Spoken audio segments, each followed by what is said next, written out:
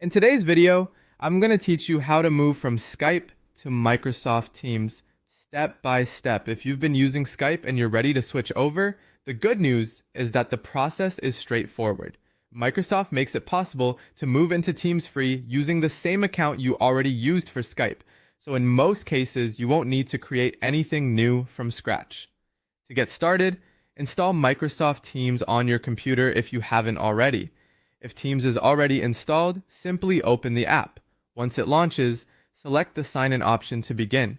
Now sign in using the same Microsoft or Skype account you previously used with Skype.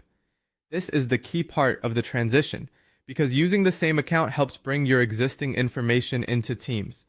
Enter your password when prompted, and if Microsoft asks for any extra verification, go ahead and complete those steps.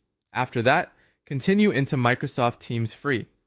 It's worth emphasizing that you do not need to create a brand new account just to move from Skype to Teams free.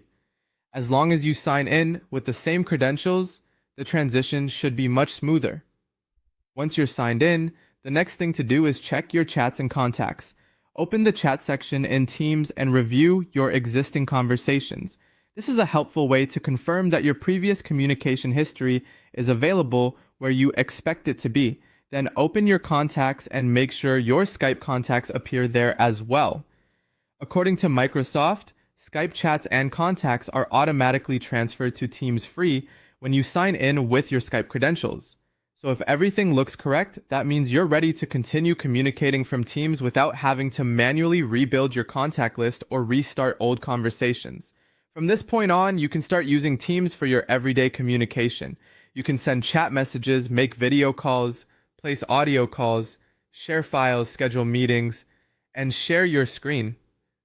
For many people, that covers the main things they were already doing in Skype, but now inside the Teams environment. Teams also includes some added capabilities beyond basic chat and calling. Depending on how you plan to use it, you may notice features like Teams, channels, persistent conversations, and integration with Microsoft 365.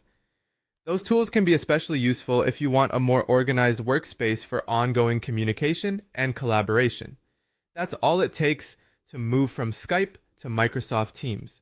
Sign in with your existing account, check that your chats and contacts are there, and then start using Teams for messaging, calls, meetings, and file sharing.